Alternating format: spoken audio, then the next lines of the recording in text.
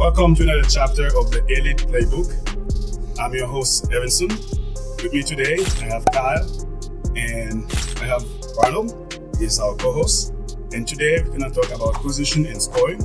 And there's no one better than Kyle to explain the game to us. Thank you again for joining in today. Okay, as you know, football is a very popular sport in the US. And I have Kyle here with me to better explain the game so we can better understand it when you watch it.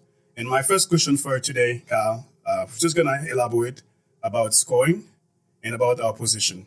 Can you talk a little bit and tell us how the game is scored? Yeah, so I'll start by explaining the offensive positions because predominantly offense is going to score. So the entire setup of the game starts with a line of scrimmage.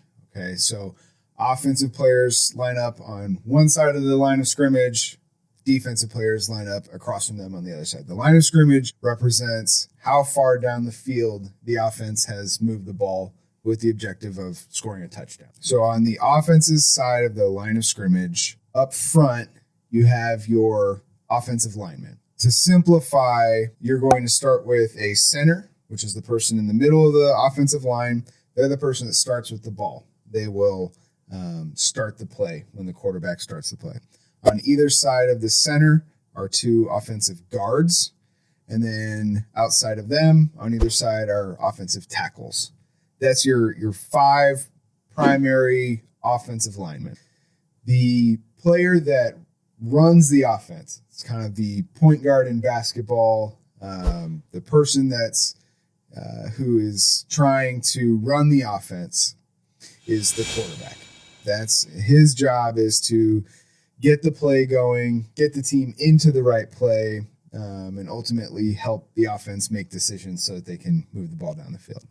In addition to the offensive lineman and the quarterback, you are typically going to have two wide receivers, one on either side of the formation. And then behind the quarterback, you'll have two running backs usually. One can often be a fullback, and then one is a traditional running back.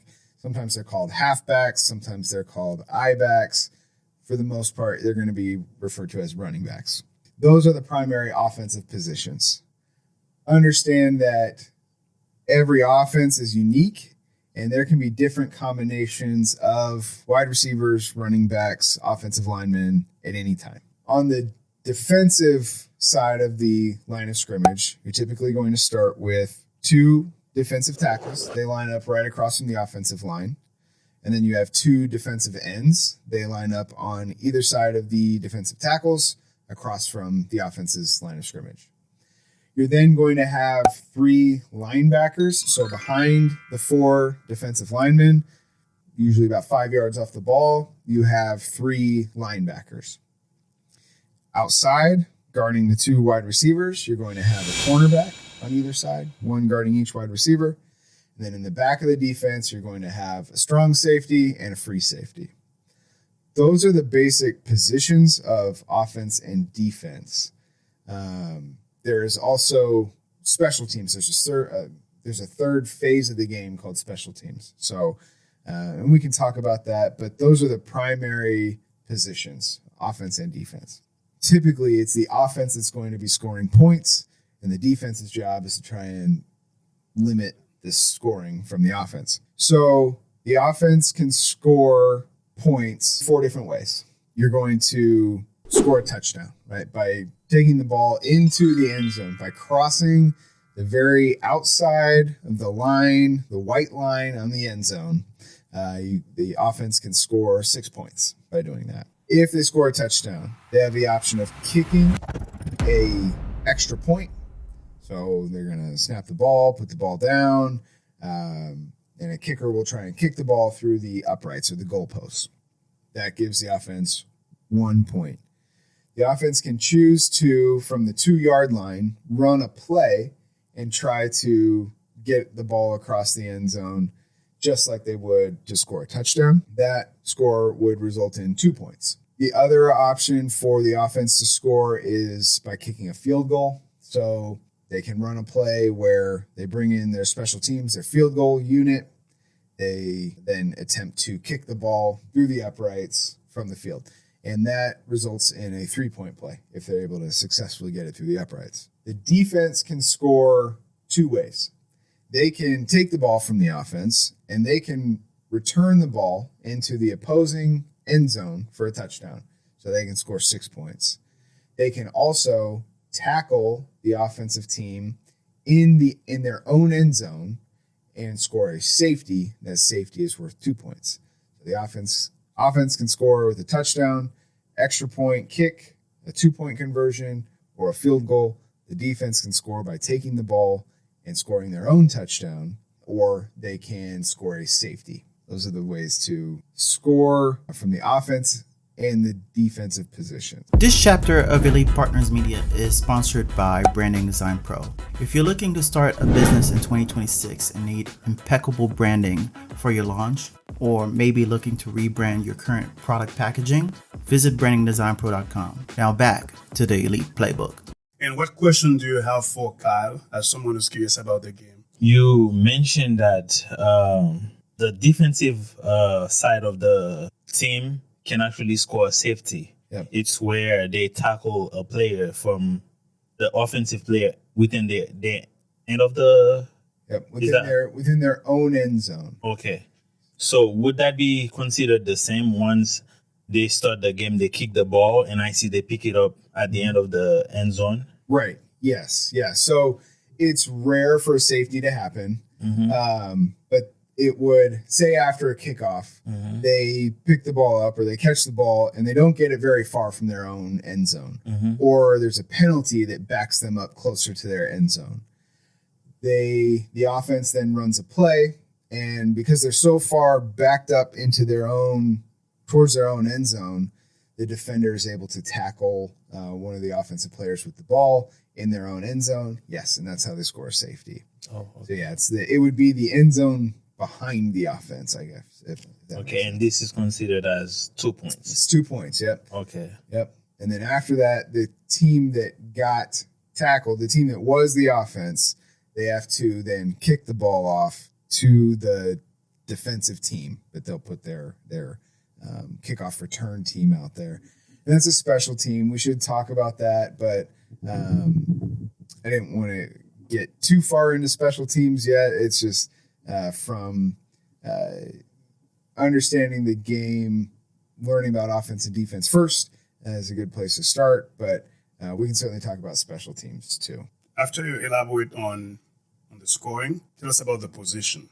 How many players are there in defense, in offense? So an offense will mix and match its skill position players according to their strengths, where they are on the field, and the down and distance. So we should talk about down and distance, right? So the offensive goal is to move the ball down the field and ultimately score a touchdown, score as many touchdowns as they can throughout the course of the game. The offensive team has to move the ball past 10 yards, and they get 4 downs to do it, 4 plays. If they fail to move the ball 10 yards in 4 plays, the defense, the other team, takes over wherever their progress stopped. So if the offense gets to, they've played 3 plays, they've played 3 downs, and they have distance yet to go to get past 10 yards, they may elect to kick the ball, punt the ball. That's a special teams unit. So there's a risk reward there. I can run one more play, pick up the remaining yards I need to get past 10 yards. But if I don't, the other team gets the ball right where I am. If I do, I get to keep playing, get to keep going. I have to get in. Now I get across 10 yards. I get a new set of 4 downs to continue moving the ball an extra 10 yards down the field. I may choose to use wide receivers. Wide receivers are going to run patterns. They're going to run specific routes and try to get open for the quarterback to pass to.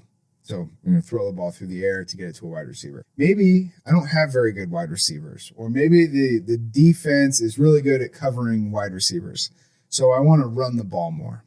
So instead of calling a pass play, I will call a run play and try and hand the ball to my running back, who will try and run the ball forward to gain yardage. So I can have one running back, I can have one wide receiver, I can have multiple running backs, I can have multiple wide receivers, as long as I have 11 players. And I have to have 7 players on the offensive line of scrimmage. So wherever the ball is advanced to, we talked about that's the line of scrimmage, right? I have to, at the start of every play, have 7 players on that line of scrimmage. Otherwise, there's a penalty for it.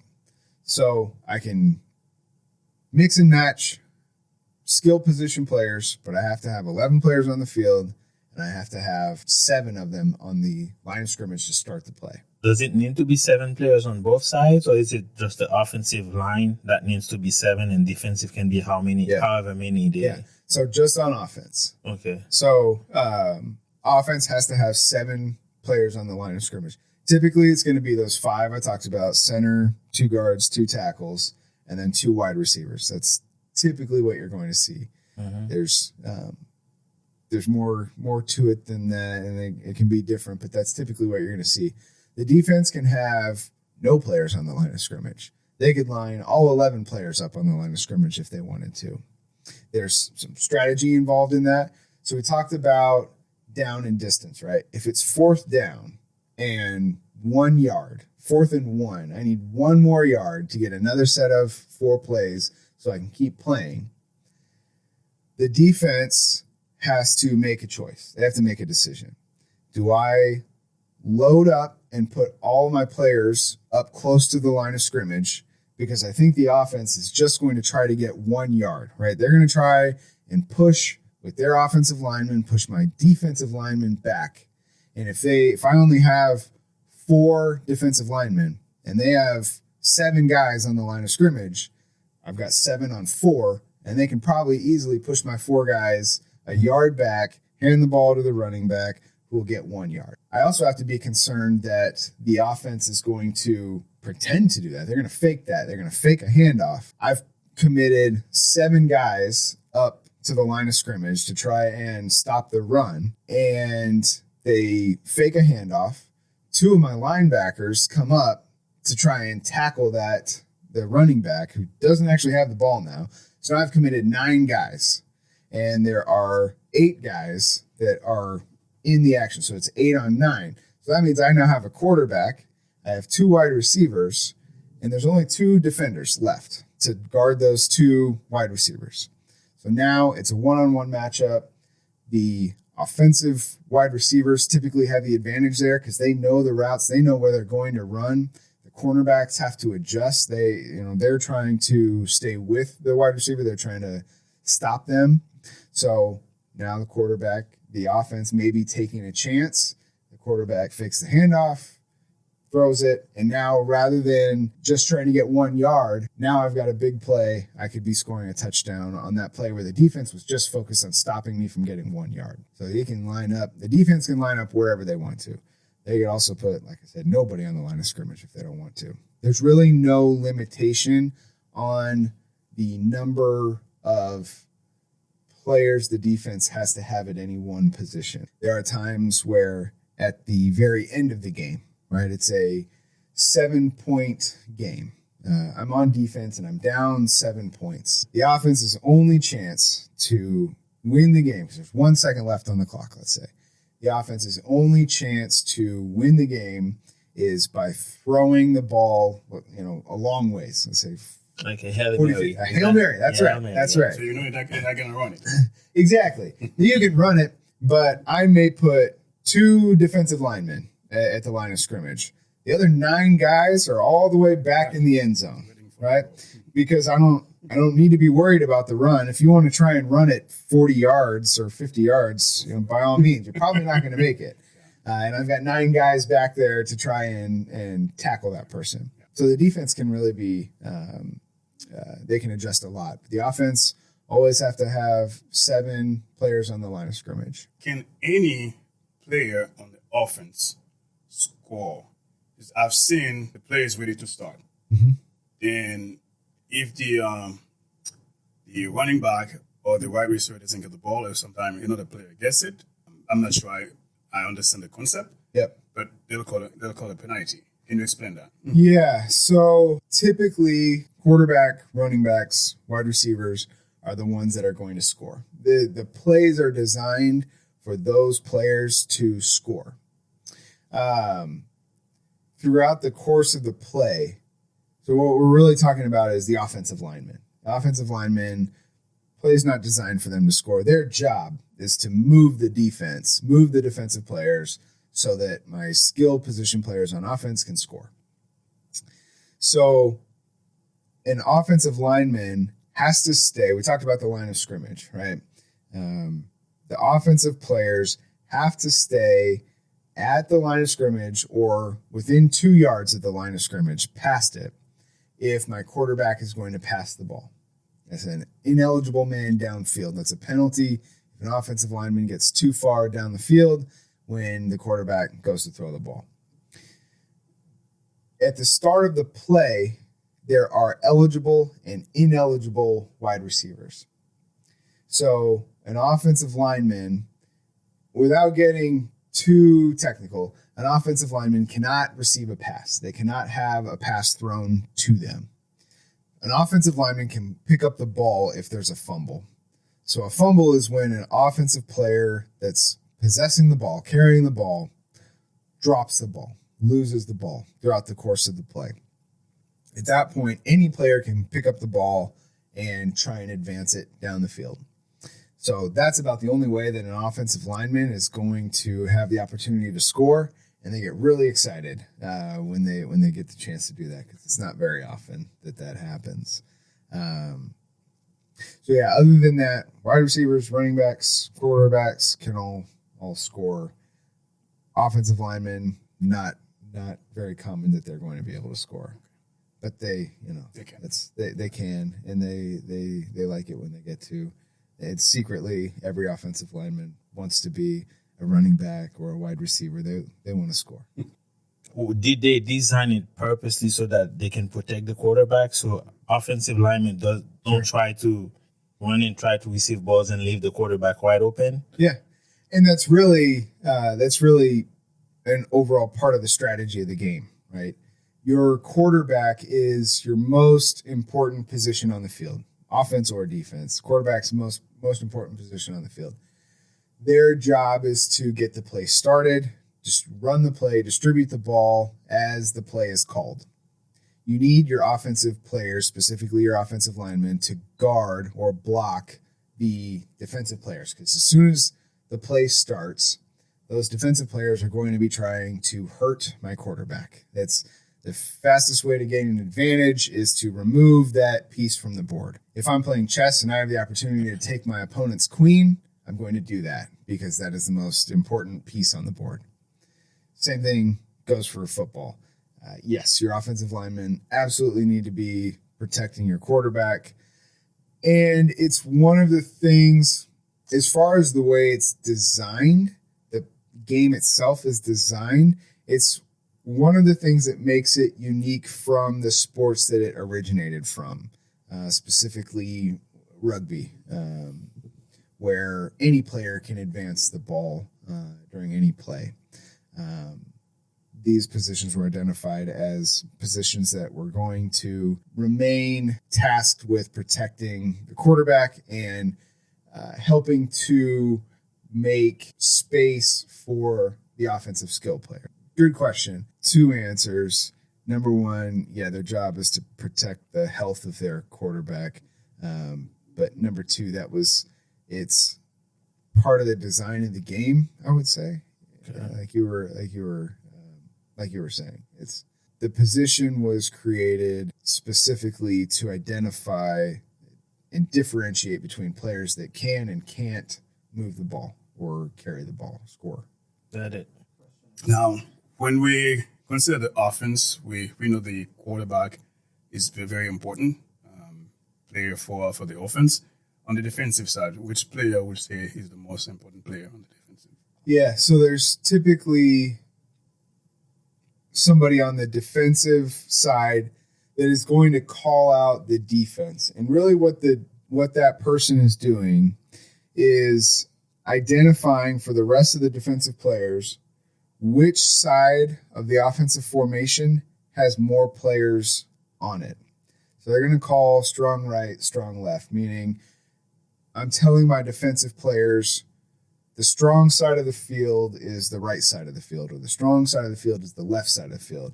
And by that, I mean the offensive players, there are more on one side or the other. That's typically the case, that there will be more players on one side or the other. You think about, there are 11 players, there's a center, and a quarterback. So that's 2. They're automatically involved in the play. So there are 9 other players. It's not often that the formation that the offense starts their play in is completely symmetrical. So the defense will align to match where the offensive players are lined up, or counter where they're lined up. So it's typically one of your linebackers. Typically your middle linebacker is the one that's going to call out the defense to the strong side, the weak side, right or left. Some defenses, it's one of the defensive backs, so a safety that's going to make that call. You also have different position groups, right? You have your defensive linemen, you have your linebackers, you have your defensive backs. While one person, typically a linebacker, is tasked with pointing out the strong side of the offensive formation, each position group is making calls among their group. So the defensive linemen are talking to each other about what they're going to do. So you have different position groups talking among themselves. Sometimes they're so spread out that they have to use hand signals. They can't hear each other across the field. In any stadium, you may have 60, 70, 80, 90,000 fans, and they're going to be loud, and so the defensive players have to use hand signals to communicate. Offensive players do the same thing. But on defense, it's not as specific as to who is calling the defense, whereas the offense is always being called by the quarterback. So as someone who's learning the game, who's trying to study and understand and liking it, what would be your advice to me to how I learn or how patient I need to be? Yeah, I think understanding the positions and how they all work is part of that. Mm-hmm. So for the fan that is getting into football, I would focus on 4 positions that we really talked about. Number 1, the quarterback. They're the field general. They're the ones that are deciding how to run the play. So quarterback, first and foremost, that's the person that is going to start every play with the ball. Then your running back. They're the people that line up behind the quarterback that are going to receive a handoff to try and run the ball. They're going to run the ball forward for the most part. Your wide receivers are going to run routes without the ball. They're going to run patterns without the ball, and the quarterback will attempt to throw the ball to them. And then you have your offensive linemen. Those are the guys on the line of scrimmage that are there to try and protect the quarterback, protect the running back, and make it possible for the plays to happen. They're going to block or guard against the defenders trying to attack the offense. As far as defensive positions, just understand that there are going to be defenders on the line of scrimmage. There is a row of defenders behind them. Those are your linebackers, and then a row of defenders behind them that are your defensive backs. Defensive backs predominantly want to stop the wide receivers from getting the ball. Your linebackers are there to stop the running backs from moving the ball forward. And your defensive linemen are trying to get through the offensive linemen to disrupt the play behind the line of scrimmage. So those are the offensive and defensive positions that I think would make the introductory fan very knowledgeable about the sport and able to enjoy it to a pretty high level. We haven't even talked about special teams yet. Special teams units play some of the most exciting plays in the game of football. So those are positions that we can definitely talk about and explore on another chapter. Thank you Ronald for all the questions, and thank you, Kyle, for educating us about football today. Be sure to subscribe, and see you next time.